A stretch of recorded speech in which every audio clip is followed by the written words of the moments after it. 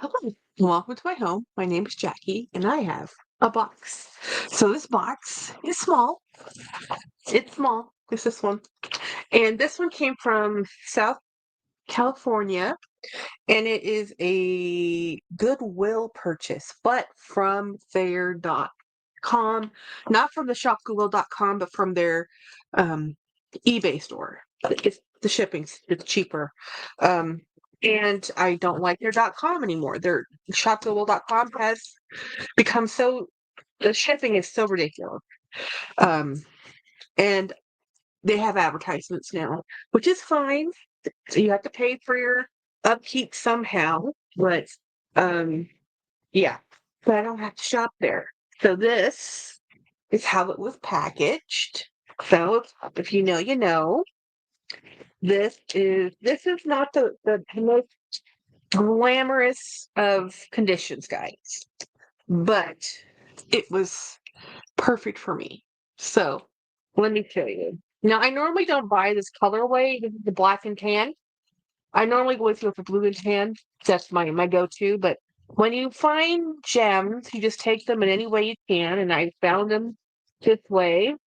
And let me show you. So this is the bag. So I like this one because this one has this equestrian kind of bit right here where you can just do this. There's another one I have that has a post and you turn the post. The problem is the post over time loosens up. So it doesn't quite stay closed. This is a much better closure. So this is an all-weather leather Dooney and Bourke. Um, I don't know if this is the Essex. It might be, but I can't remember the name exactly. But this is a collection of things. So it has the Dooney tag, and this one is made in the United States. It has the suede interior. It also had two other things with it. So it had these two items. So these two items are why I went and bid on this. Let me get this little plastic bit off.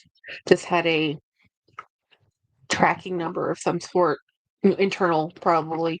So this is how this looks like on the interior. I love these bags so much. So when I can find them, I buy them. And this is in a really good interior condition. The exterior is actually not that bad, just a little bit worn out. Here, it just needs a little bit of TLC, a little bit of leather conditioner will spruce that up. It won't make it perfect, but it will make it better. So I have some leather conditioner right here. This is one of my favorite ones. This is Phoebe's Aussie Leather Care. This is a wax. This has a like a lanolin wax base, so it has a texture that's more of a or wax instead of cream base. So a lot of people use leather CPR. That's a cream base. I have Phoebe's or Bic 4 by Bicmore. Um, there's lots of different types of leather conditioners you can use. I prefer Phoebe's. It's just the one I like buying, and the one I used first, and that tends to color your responses because I used it the most. So this is just going to put a good layer of moisturizer and protectant on this. Now, I don't really need to do this for the all-weather leather. Now, some Dooney and Bourke will tell you not to actually put anything on their all-weather leather because it's a coating type that they've used to make it all-weather leather. So to make it so it can withstand all types of weather without leaving water spots and damaging. But the leather on the edges here, this is a different type of leather. So this leather does need a little bit moisturizer, a little bit of protection, a little TLC. And honestly, if your leather is dry, moisturize all of it. This is a vintage bag, guys. This bag is not young. So and leather is a natural material grown. So it is treated. So it's good to put some moisturizer on it. Now, when you go to their website, they'll tell you don't do this. But it's now my bag. And I take care of my bags.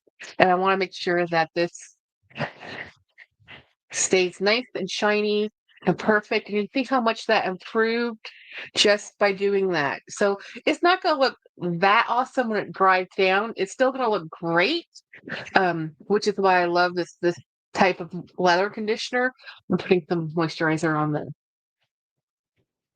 tab here.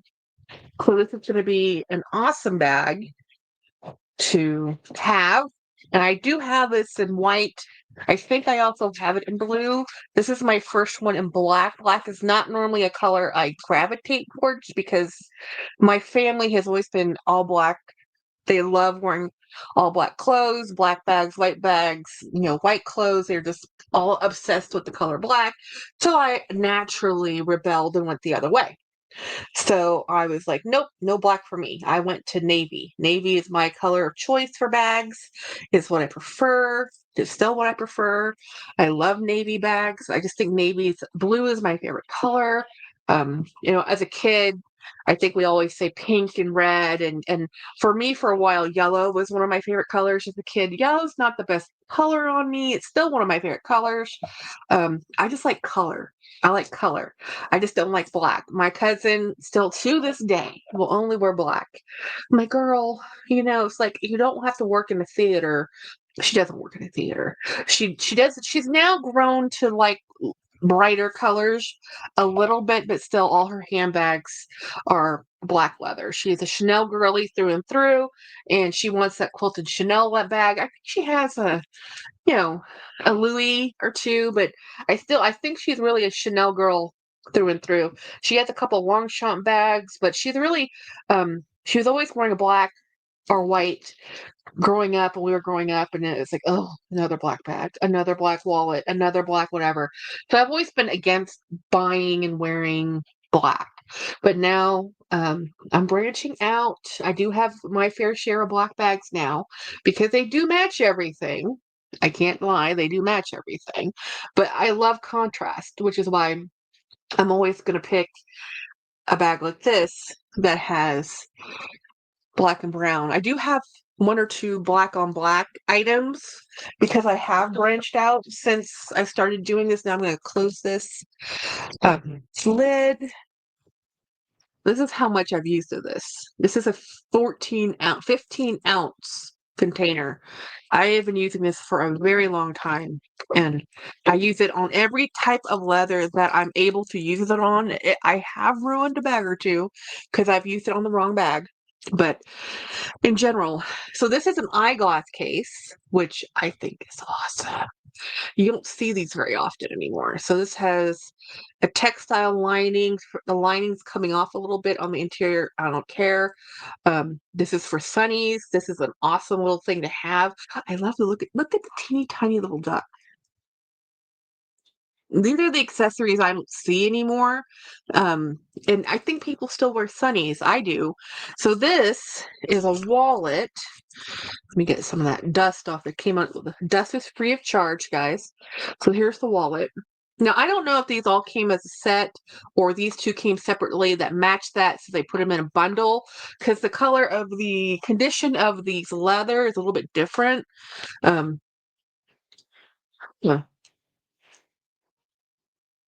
Interesting. Let's see. Huh. There is a little note in here. I am sus.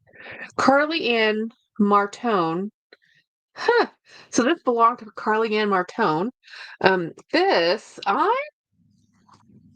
Yeah.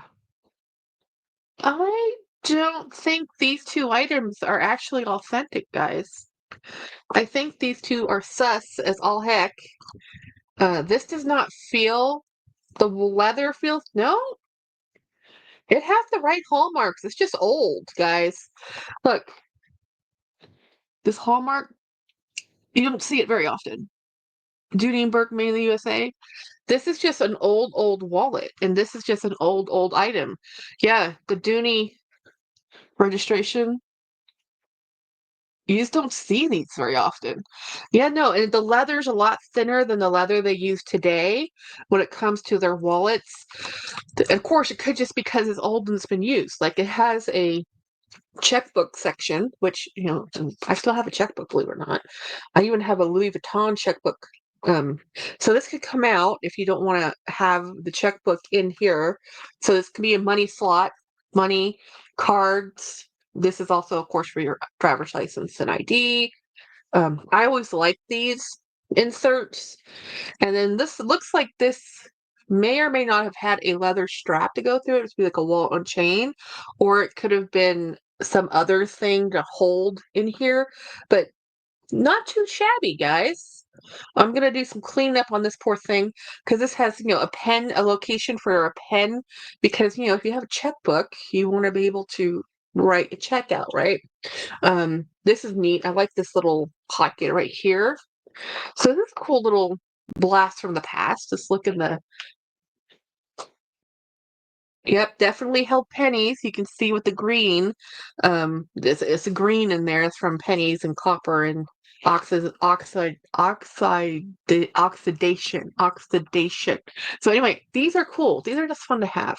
So let me tell you how much I paid for this cool thing. I really just bought the bag. Those are just extras that made it a little bit more fun to bid on a black one. Normally I would just buy a blue one.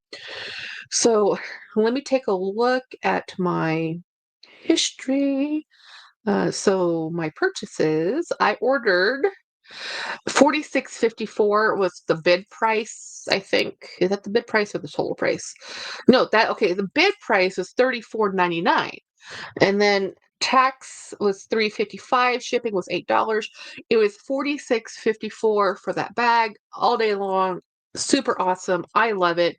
I will use it. A lot of people collect bags, but they maybe not use them. I do use my bags. I do use my vintage bags. I absolutely love that vintage all-weather bag. I like it with that type of hardware closure. I like everything about that bag, even the color. And I will give it a good let rest overnight, give it another good polish, and it is good to go. And I will be using that bag. Anyway, thank you so much for watching my video, and have a fabulous day.